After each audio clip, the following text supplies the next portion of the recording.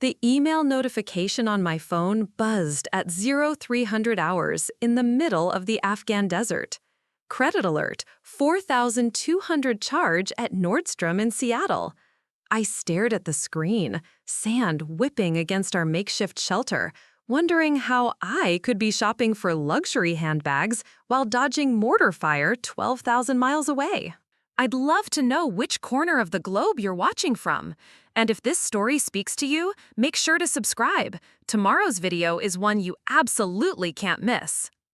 My name is Lila Collins, and 3 months into my deployment to Forward Operating Base Chapman, I thought the biggest threat to my life would be enemy combatants. I was wrong. The real danger was sitting in my childhood bedroom back in Tacoma, Washington, systematically destroying my financial future one fraudulent transaction at a time. The first suspicious charge appeared on a Tuesday. I was pulling guard duty on the perimeter when my phone buzzed with a fraud alert from Chase Bank. Someone had attempted to use my debit card at a GameStop in downtown Seattle for $800. The transaction was declined due to insufficient funds, which struck me as odd since I had over $3,000 in my account when I left for deployment.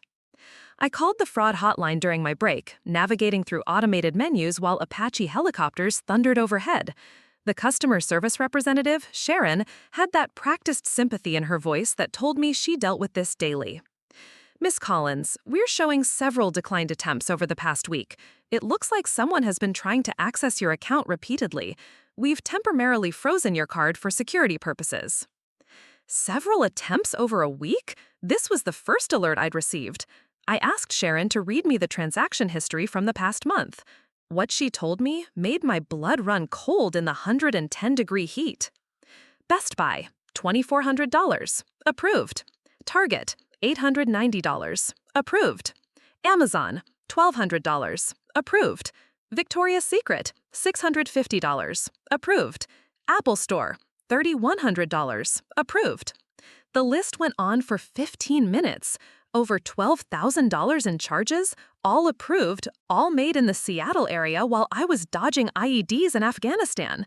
Someone back home had been living it up on my dime, and they'd been clever about it, keeping individual purchases under certain thresholds to avoid triggering fraud alerts, spreading them across different merchants, timing them carefully. Ma'am, we'll need you to file a police report and send us affidavits for each fraudulent charge, Sharon explained.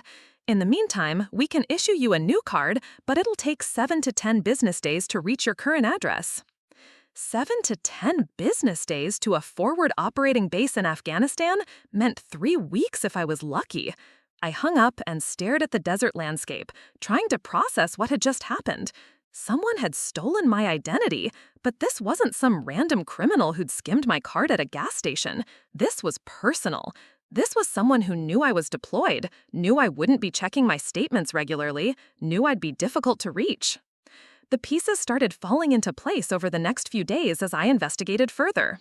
I called my other bank, Wells Fargo, expecting to find my savings account intact. Instead, I discovered that someone had opened a new checking account in my name 2 weeks after my deployment began. They'd somehow managed to transfer $4,000 from my savings into this new account, then systematically drained it through ATM withdrawals and point-of-sale transactions. But the real shock came when I checked my credit report through the free military monitoring service.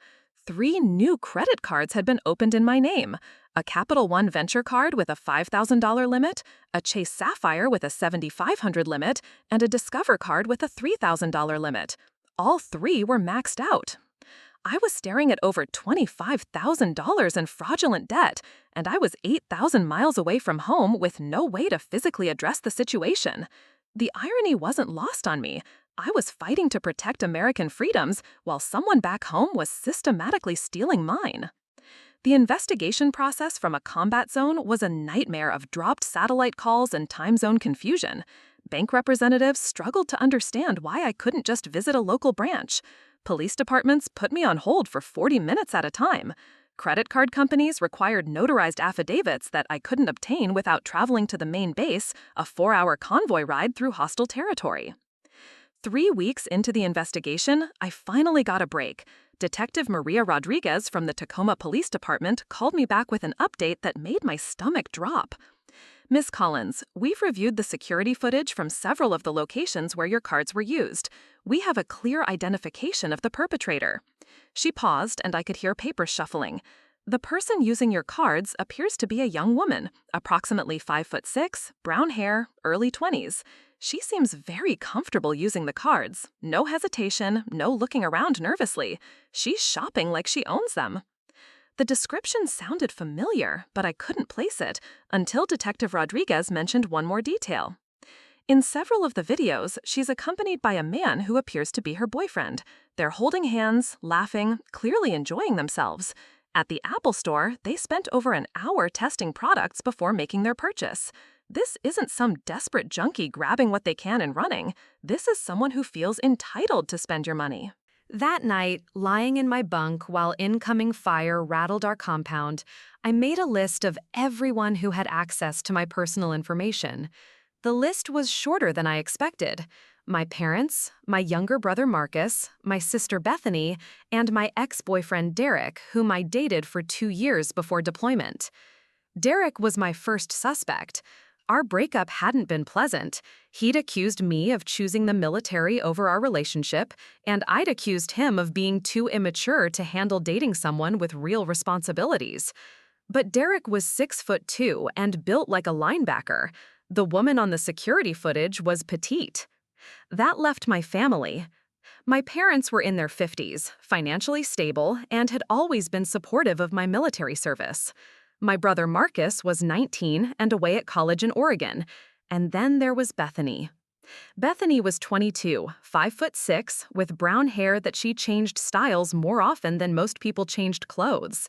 She'd been struggling financially since dropping out of community college the previous year, bouncing between part-time jobs and living rent-free in our parents' basement. She'd always been jealous of my military benefits, making snide comments about how lucky I was to have the government pay for everything. The more I thought about it, the more the pieces fit. Bethany had helped me organize my affairs before deployment. She knew my social security number, had seen me enter my PIN at ATMs, had been present when I discussed my banking arrangements with our parents. She had motive, opportunity, and access. But she was also my sister. We'd shared a bedroom for 16 years. She'd been my maid of honor at my high school boyfriend's commitment ceremony. She'd cried when I left for basic training, promising to write every week. The idea that she would betray me so completely while I was literally dodging bullets in service to our country seemed impossible. Yet, as I lay there listening to the distant rumble of artillery, I couldn't shake the image of that young woman casually shopping with my stolen cards, laughing with her boyfriend as she spent money I'd earned through months of grueling military service in one of the world's most dangerous places. The worst part wasn't the money, though $25,000 represented months of combat pay. The worst part was the betrayal. Someone I trusted had waited until I was at my most vulnerable, deployed to a war zone, unreachable, unable to monitor my finances or defend myself, and had systematically stolen my identity and my future. I decided to call home the next morning during their evening hours, when I knew my family would be gathered around the dinner table. It was time to confront the truth, whatever that might be. But first, I had to survive another night in Afghanistan, knowing that while I was fighting enemies abroad, the real battle for my life was being waged by someone who shared my DNA. The satellite phone connection crackled with static as I dialed home from the communications tent. It was 2200 hours local time, which meant the Collins family would be finishing dinner in Tacoma. My hands shook as I waited for someone to pick up, rehearsing how to casually bring up financial fraud without sounding accusatory. "Lila, oh honey, we weren't expecting to hear from you tonight." Mom's voice carried that mixture of joy and worry that had defined our calls since deployment began.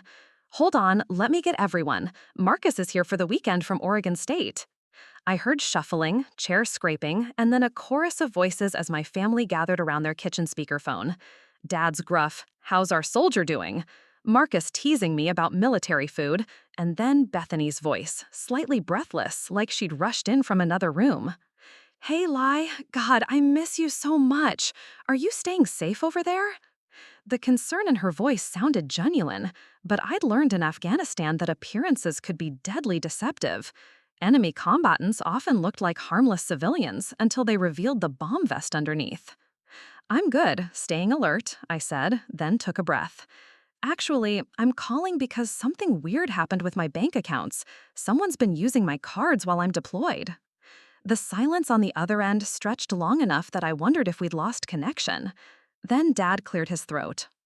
"What kind of usage? How much are we talking about?" I gave them a sanitized version: fraudulent charges, new accounts opened, credit cards maxed out. I watched their reactions through their words, listening for tells like I'd been trained to detect lies during interrogations. Mom gasped appropriately. Dad launched into a lecture about identity theft and military personnel being targeted. Marcus asked technical questions about bank security. But Bethany's response struck me as odd. "Oh wow, that's so scary. I mean, whoever did this must really know you well, right? Like, to open credit cards, they'd need your social security number and stuff." The way she phrased it, not expressing outrage at the violation, but almost analyzing the logistics of the crime, sent alarm bells through my head.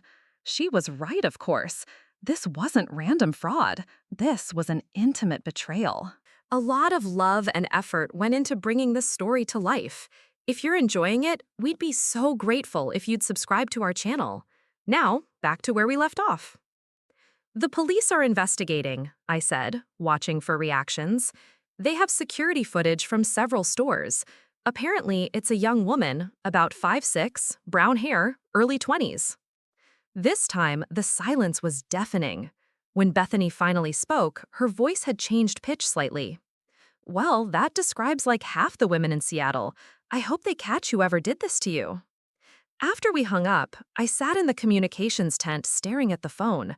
Something about that conversation felt wrong, but I couldn't pinpoint what. Maybe it was being paranoid after months in a war zone where trust could get you killed. Or maybe it was the way Bethany had immediately focused on how much the perpetrator would need to know about me, like she was impressed by their thoroughness. 2 days later, Detective Rodriguez called with an update that shattered my denial. "Miss Collins, we've identified your credit card thief. Bethany Marie Collins, age 22, same address as your emergency contact information." The words hit me like an IED blast. Even though I'd suspected, hearing it confirmed felt like losing a limb. My own sister had been systematically robbing me while I served my country. "Are you certain?" I asked, though I knew Rodriguez wouldn't call without being sure. "Positive identification from multiple security cameras. We also traced some of the ATM withdrawals to machines near her workplace at the Starbucks on Pacific Avenue. She wasn't even trying to hide it after the first few transactions."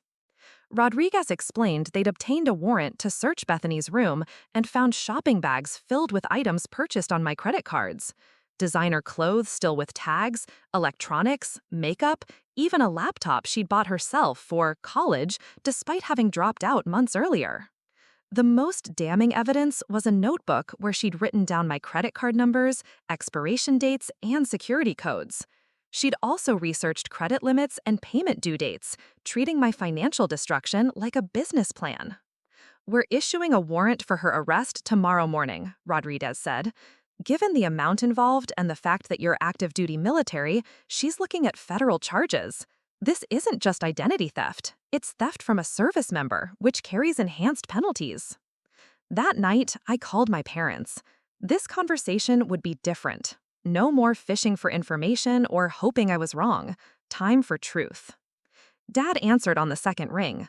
"Lila, 2 calls in 1 week? Is everything okay?" "Dad, I need to speak with you and Mom privately, not on speakerphone."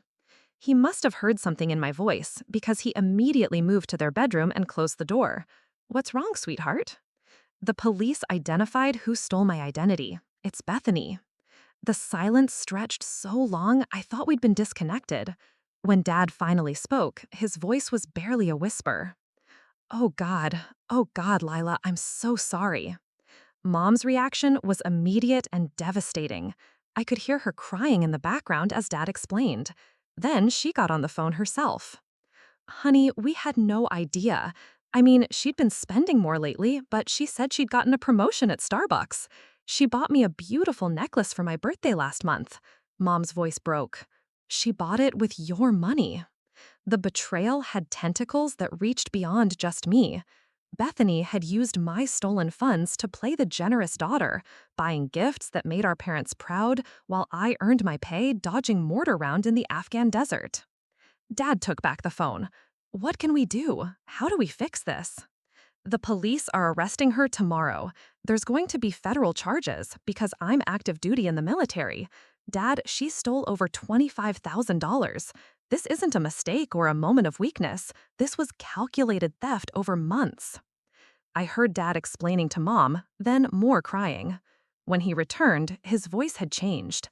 The protective father tone was gone, replaced by something harder. She's not living in our house anymore. I don't care if she's our daughter. What she did to you while you're serving overseas is unforgivable. We'll support you completely through whatever legal process happens. 3 days later, Rodriguez called to tell me Bethany had been arrested at her Starbucks job during the morning rush. She'd tried to run when she saw the police car, abandoning a half-made latte and sprinting through the back exit. They caught her 2 blocks away.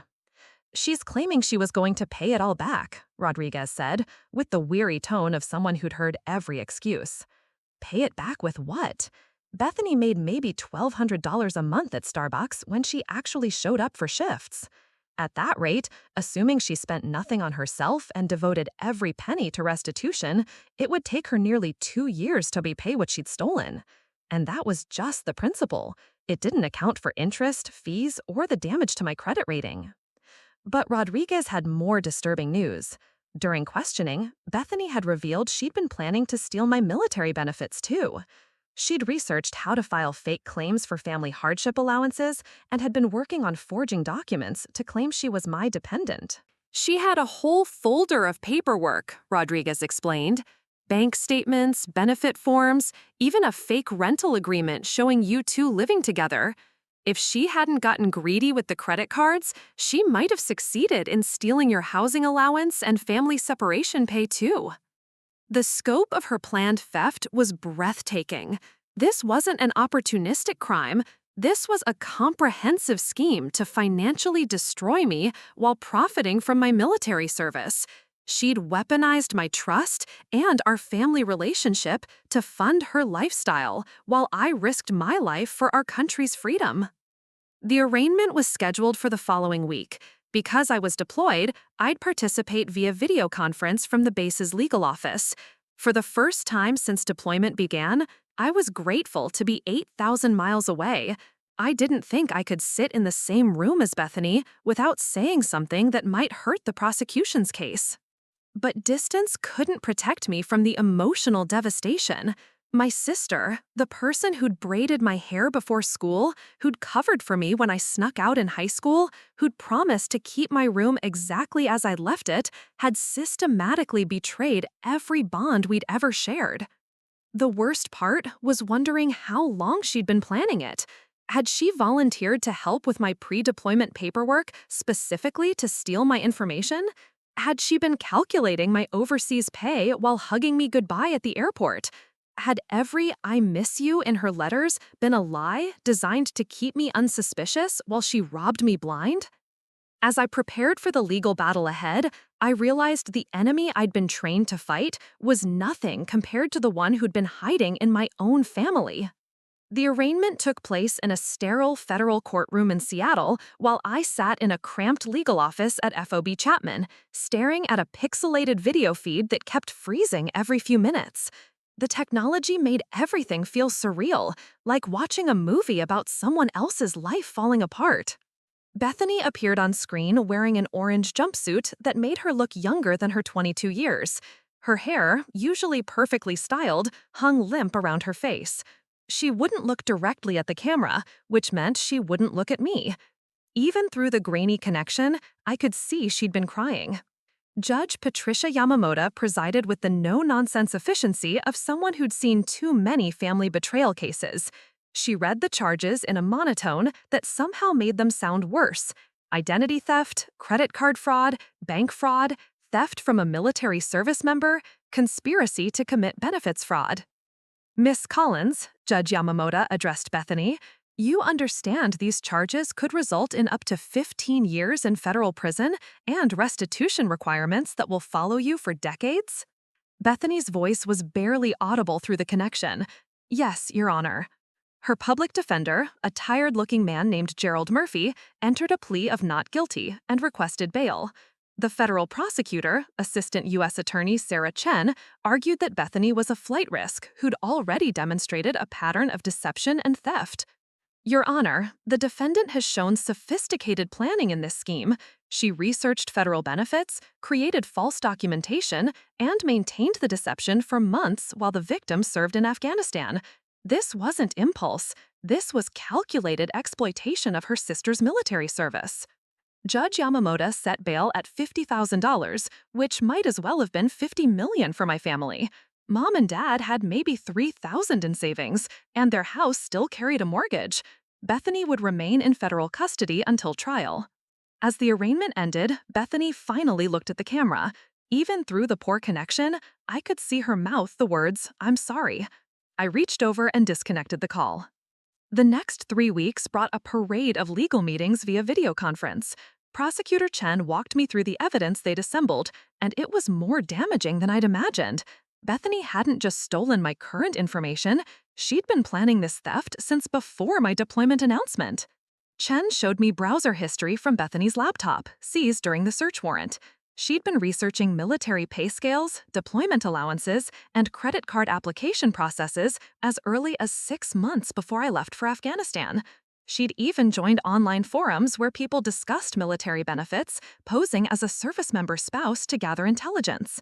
She created a detailed timeline, Chen explained, pulling up screenshots of a document titled LK, L being my initials, Lila Catherine. She planned to wait 60 days after your deployment to begin major purchases, assuming you'd be too busy with combat operations to monitor your finances closely. The cold calculation was breathtaking.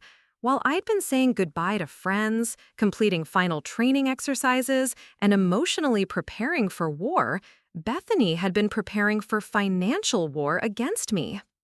But Chen had more disturbing revelations.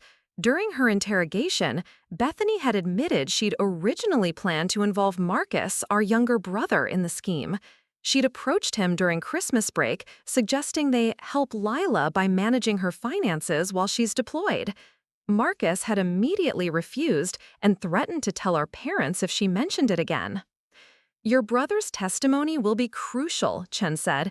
It establishes premeditation and shows she tried to expand the conspiracy. It also demonstrates she knew exactly what she was planning to do. Marcus had called me separately, devastated that he hadn't warned me about Bethany's approach. I thought she was just being stupid, talking about ways to help you, he'd said, his voice thick with guilt. I never imagined she was actually planning to steal from you. The legal process moved faster than I'd expected.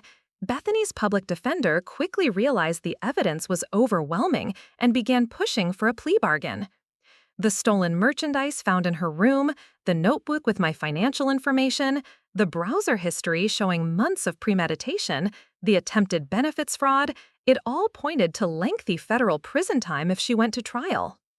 Murphy reached out to Chen about a possible plea deal. Bethany would plead guilty to the major charges in exchange for a recommended sentence of 4 years in federal prison and full restitution. Chen presented the offer to me during one of our video conferences. It's not a bad deal from a practical standpoint, she explained. Trial could take months, and there's always some risk with juries. 4 years in federal prison is significant time, and the restitution order will be legally binding for the rest of her life. But something about accepting a plea bargain felt wrong. 4 years seemed light for the magnitude of her betrayal. She'd planned to steal not just my money, but my military benefits, compensation I'd earned by risking my life in a combat zone. She'd exploited our family relationship and my absence defending our country to fund her shopping sprees. What happens if we go to trial? I asked. If convicted on all charges, she's looking at 8 to 12 years minimum, possibly 15. The federal sentencing guidelines are harsh for this type of crime, especially given the military victim enhancement. I told Chen I needed time to think about it. That night, I called my parents to get their thoughts on the plea bargain.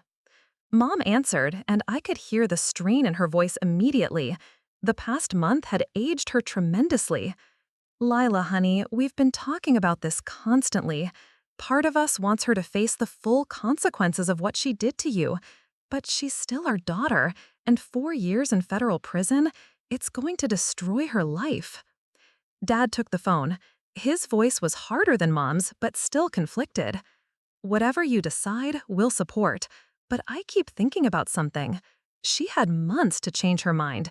Every time she used your cards, every time she opened a new account, she chose to keep stealing from you while you were dodging bullets in Afghanistan. That wasn't one mistake. That was hundreds of individual choices to betray you." He was right. This wasn't a momentary lapse in judgment. Every swipe of my stolen cards had been a deliberate decision to steal from her deployed sister. Every shopping trip with her boyfriend using my money had been a calculated betrayal. 3 days before the plea bargain deadline, something happened that made my decision crystal clear. I received a letter from Bethany, smuggled out of federal detention through another inmate's family. It wasn't the remorseful confession I might have expected. Instead, it was a manipulative piece of writing that blamed everyone but herself. She claimed I'd abandoned the family by deploying. She said our parents had always favored my military career over her struggles. She insisted she'd planned to pay everything back once she got a better job, as if that justified months of theft. Most infuriatingly, she wrote that she never meant to hurt anyone and was just trying to survive. Survive? She'd been living rent-free in our parents' basement, working part-time at Starbucks by choice, and spending her days shopping with my stolen money while I survived actual combat conditions in Afghanistan. The letter sealed my decision. I called Chen and told her to reject the plea bargain offer. We were going to trial. "Are you sure?" Chen asked. "Trials are unpredictable, and you'll have to testify from Afghanistan. It's going to be emotionally difficult." "I'm sure," I replied.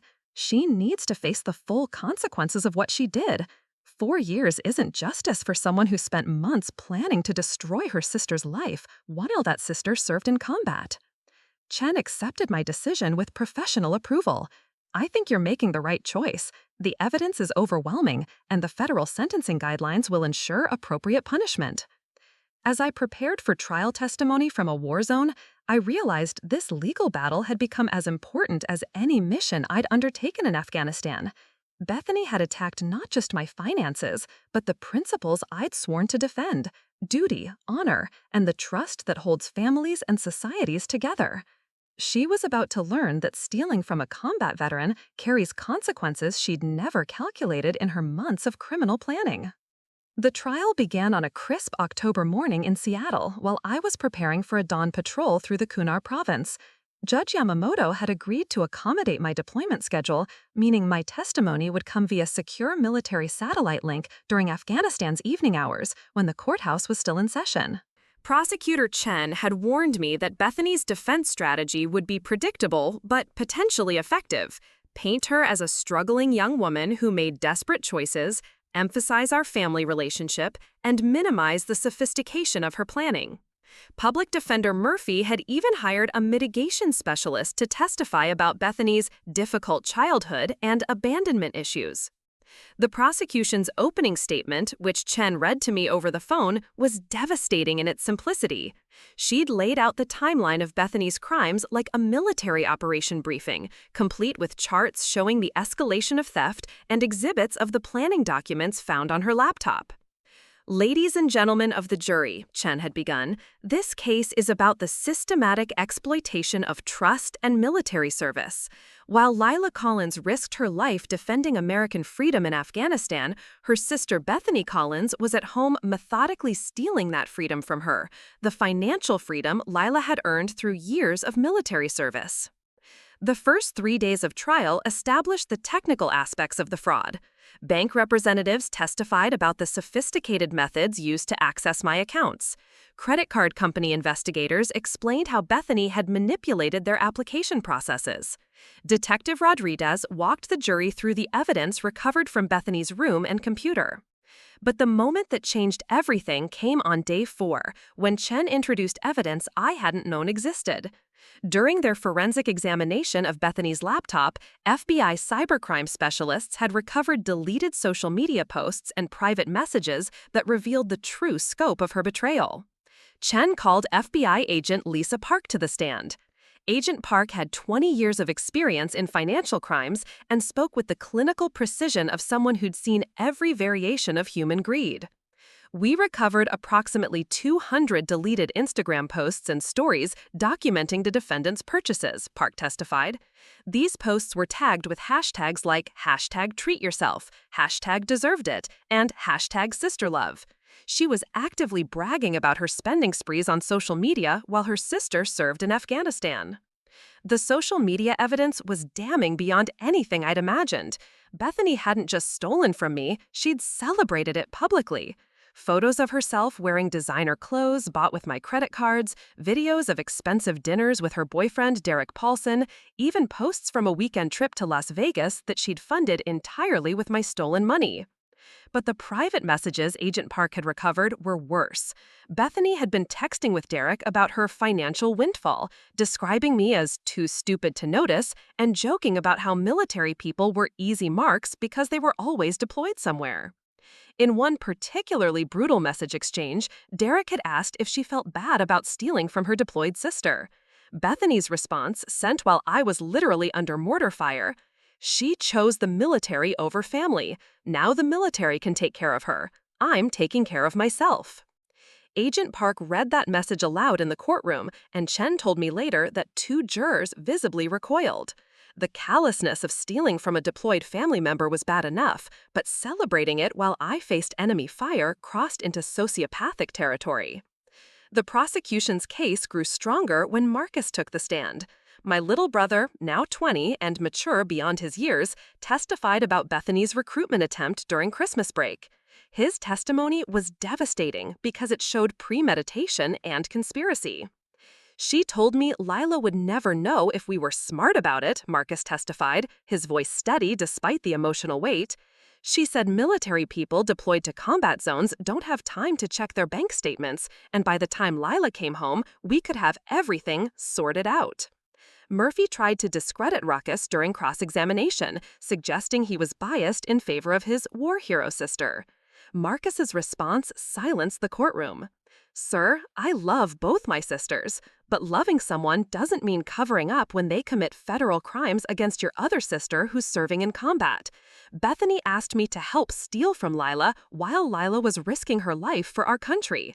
That's not something you do because of love, that's something you do because of greed."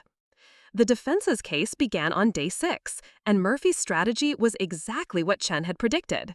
He called character witnesses who testified about Bethany's volunteer work in high school, her struggles with depression after dropping out of college, and the pressure she felt from having a successful military sister. Murphy even called our parents to the stand, which felt like watching our family disintegrate in real time through satellite video. Mom testified tearfully about Bethany's good qualities, while Dad's testimony was more measured, acknowledging his love for Bethany while refusing to excuse her crimes. "I raised both my daughters to understand right from wrong," Dad testified when Murphy pressed him about family dynamics. "Lila chose to serve her country. Bethany chose to steal from her sister. Those are choices that define character." The defense's mitigation specialist, Dr. Amanda Foster, testified about Bethany's psychological profile, claiming she suffered from displacement anxiety related to my military career and financial desperation that clouded her judgment. Dr. Foster's testimony felt like psychobabble designed to excuse criminal behavior. Chen's cross-examination of Dr. Foster was surgical. "Doctor, does displacement anxiety explain why the defendant researched federal crimes for 6 months before committing them?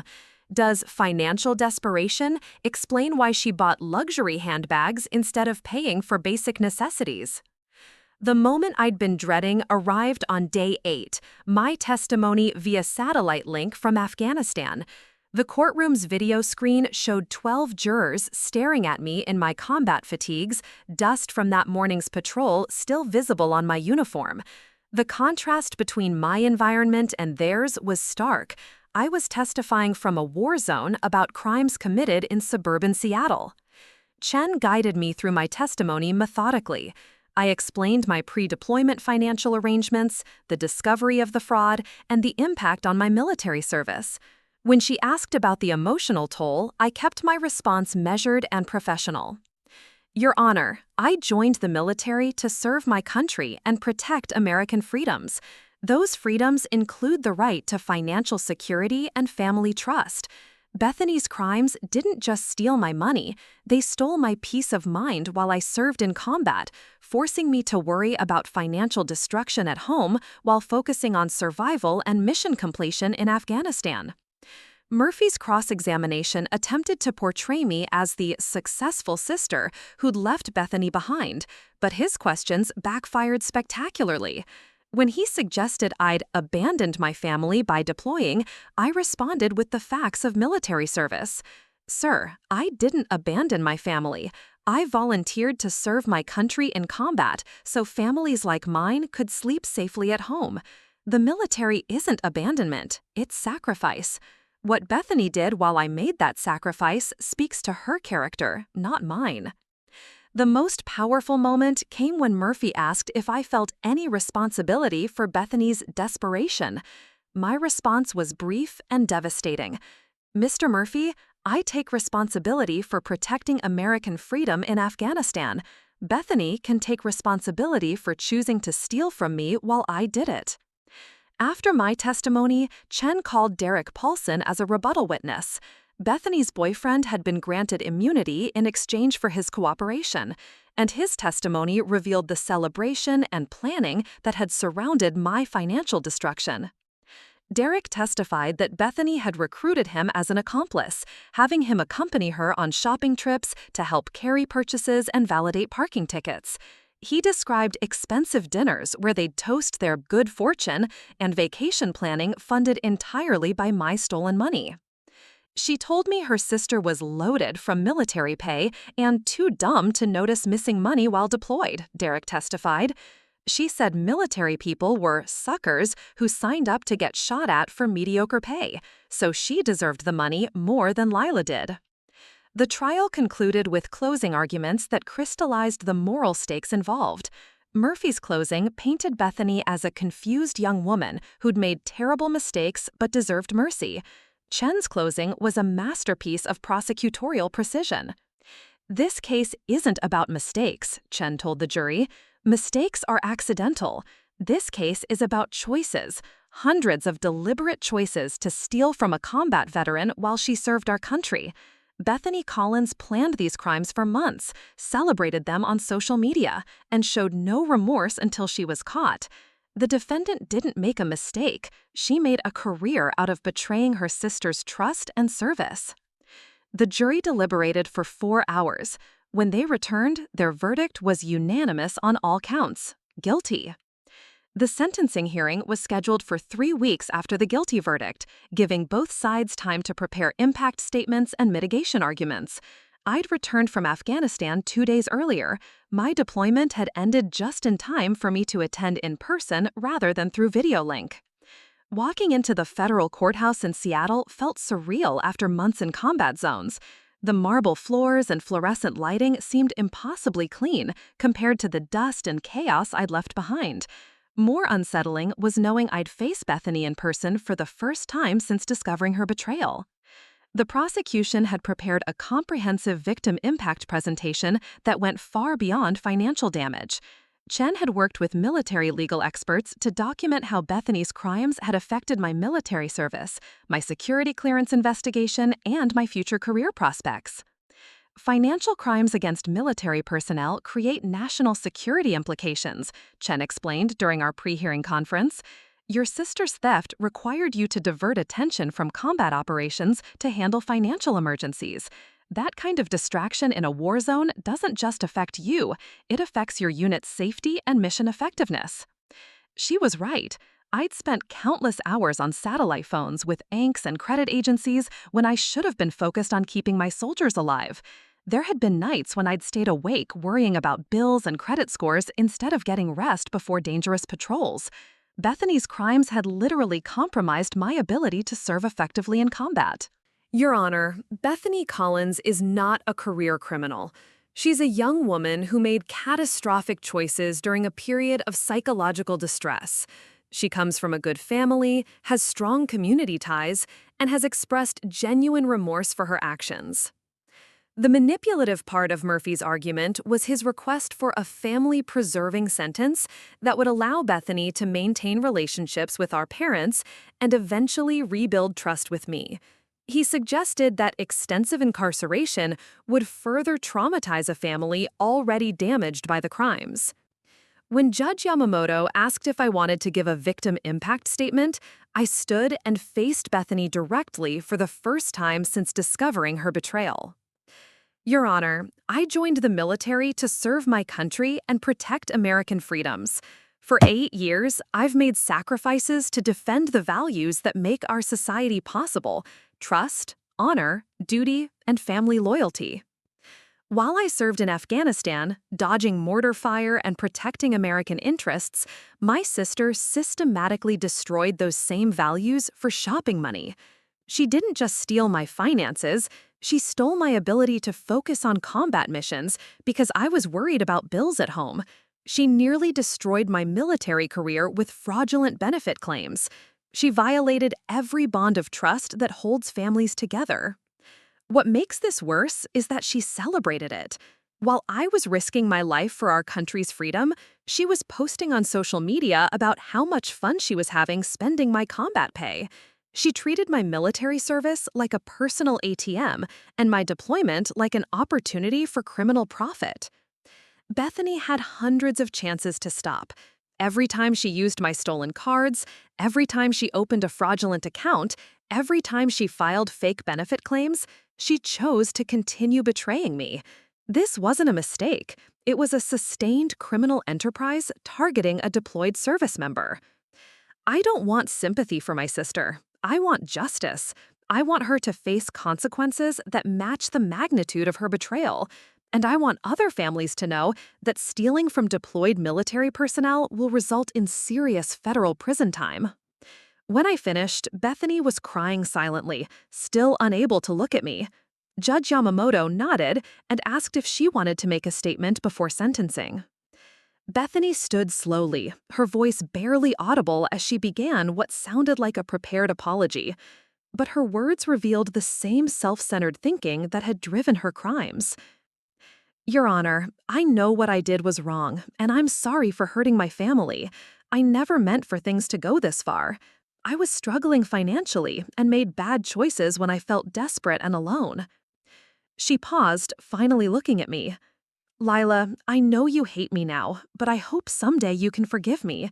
I was jealous of your success and felt left behind when you deployed.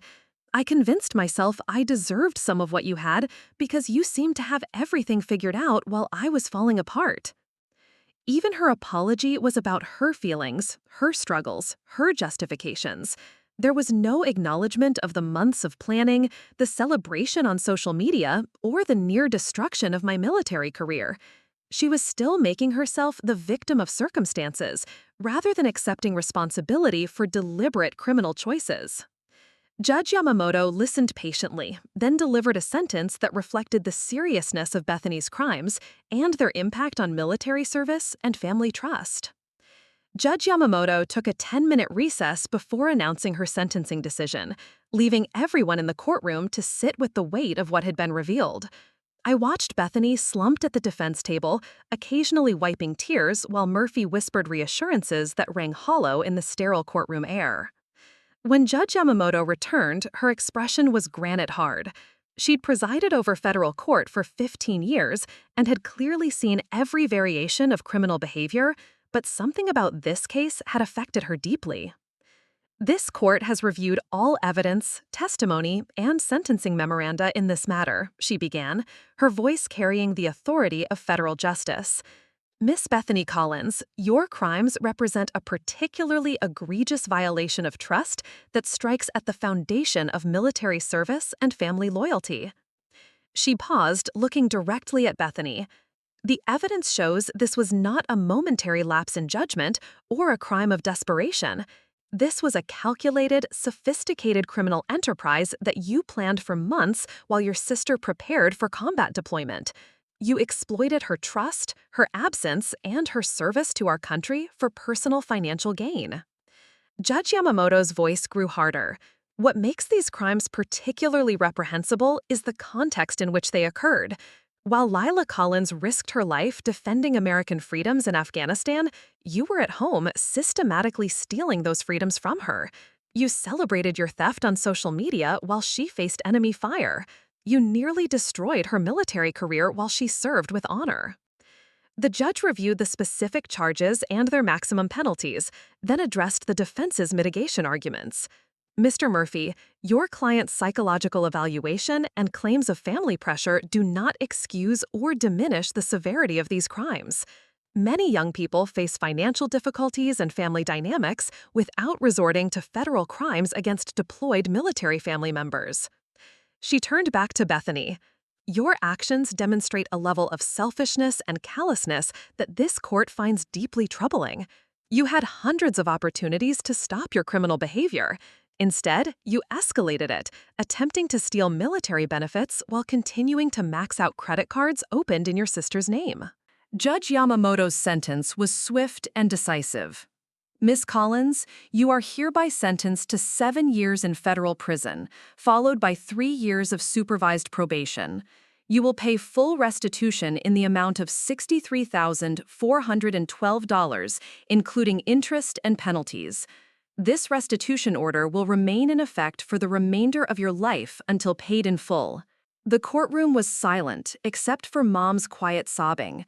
7 years was more than the prosecution had requested, but less than the maximum possible sentence. It reflected the seriousness of the crimes, while acknowledging Bethany's youth and lack of prior criminal history. But Judge Yamamoto wasn't finished. Additionally, you are ordered to complete 500 hours of community service, specifically with veterans organizations, where you will learn firsthand about the sacrifices made by military families. You will also attend financial counseling and write formal letters of apology to each military unit your sister served with, acknowledging how your crimes potentially compromise their safety and mission effectiveness. The psychological impact requirements were perhaps more punishing than the prison time. Bethany would spend years working with the very veterans she'd victimized through her crimes, forced to confront the reality of military service and sacrifice that she'd dismissed so callously. As court officers prepared to escort Bethany back to federal detention to begin serving her sentence, she finally looked at me directly. Her mouth formed the word sorry again, but the apology felt empty after months of lies and manipulation. I didn't respond. The legal proceedings were over, but the emotional aftermath was just beginning. Outside the courthouse, my parents struggled with the finality of what had just happened. Their youngest daughter would spend the next 7 years in federal prison because of crimes she'd committed against their other daughter. I don't know how to process this, Mom said, leaning against Dad for support. Part of me is relieved that justice was served, but she's still my baby. 7 years feels like forever. Dad was more pragmatic, but equally devastated. She brought this on herself through hundreds of deliberate choices. Maybe 7 years in prison will teach her consequences that we apparently failed to instill. The drive back to Tacoma was subdued. I was staying with my parents for a few days before reporting to my new duty station at Fort Lewis, just 30 minutes from our family home. The proximity would allow me to help them navigate the emotional fallout while I rebuilt my own life. The financial recovery process was daunting, but manageable thanks to Chen's thorough documentation and the court's restitution order. The banks and credit card companies were required to reverse most charges once provided with certified copies of the criminal conviction. My credit score would take years to fully recover, but the legal resolution provided a clear path forward. More challenging was rebuilding family relationships. Marcus had handled the crisis with maturity beyond his years, but I could see the strain in his eyes. He'd been forced to testify against one sister to protect the other, a burden no 20-year-old should carry. "Do you think she'll actually change in prison?" he asked during one of our conversations about Bethany's sentence. "I don't know," I answered honestly, "but I know that consequences matter. She needs to understand that actions have results, especially when those actions hurt people who've sacrificed for others." The military aspects of recovery proved surprisingly positive. My commanding officer at Fort Lewis, Colonel James Martinez, was a combat veteran who understood the unique challenges faced by service members dealing with family betrayal during deployment. "Collins, what your sister did was unconscionable," he told me during our initial meeting, "but the way you handled it, maintaining focus on your mission while pursuing justice through proper channels, demonstrates exactly the kind of character we need in military leadership." Rather than damaging my career, the incident had actually enhanced my reputation within military circles. Fellow service members saw me as someone who'd faced extraordinary personal challenges while maintaining professional excellence. The attempted benefits fraud investigation had been closed, with a finding that I was a victim of sophisticated identity theft, clearing any lingering security concerns. 6 months after sentencing, I received an unexpected letter from Bethany in federal prison. Unlike her previous manipulative communication, this letter showed signs of genuine reflection and accountability. "Lila," she wrote, "I've been working with a counselor here who specializes in helping people understand the impact of their crimes on victims. For the first time, I'm beginning to understand what I actually did to you and our family." The letter continued with specific acknowledgments of her planning, her celebration of the theft, and the potential damage to my military career. She didn't ask for forgiveness or make excuses. Instead, she described the veterans she was working with during her community service and what she was learning about military sacrifice. "I met a Vietnam veteran yesterday who told me about missing his daughter's birth because of deployment and how his wife handled everything alone while he served. Then I thought about you, handling enemy fire while worrying about bills I'd created at home, and I finally understood what I'd stolen from you. Not just money, but peace of mind during combat." The letter ended with a promise. "I don't expect you to forgive me, and I don't deserve your trust, but I want you to know that I'm using this time to become someone worthy of the sister who served her country with honor while I betrayed that service for shopping money." Reading that letter, I felt something I hadn't experienced since discovering her betrayal. Hope that Bethany might actually learn from her consequences and become a better person. The federal prison system was doing what our family had apparently failed to do, teaching her that actions have serious, lasting results. 2 years into Bethany's sentence, I was promoted to staff sergeant and accepted into the Army's officer candidate program. My career had not only survived her attempted destruction, but flourished because of the character I demonstrated under extreme pressure. The same military service she'd tried to exploit for criminal gain had become the foundation for my continued success and purpose. The contrast wasn't lost on me. While Bethany served her 7-year sentence in federal prison, I was building a career based on honor, duty, and service to others. Her choices had led to incarceration and shame. My choices had led to promotion and respect. Justice had been served, but more importantly, the principles she'd tried to destroy, trust, honor, and accountability, had been reaffirmed through consequences that matched the severity of her betrayal. Sometimes the system works exactly as it should, protecting those who serve while punishing those who exploit that service for personal gain. The sister who'd stolen from me while I served in combat was learning, finally, what service and sacrifice actually mean. Looking for more? We've got 2 amazing stories ready for you right on screen. If this one touched you, these are absolutely worth your time. Click to watch them now. And hey, subscribe and hit that bell to never miss our latest uploads.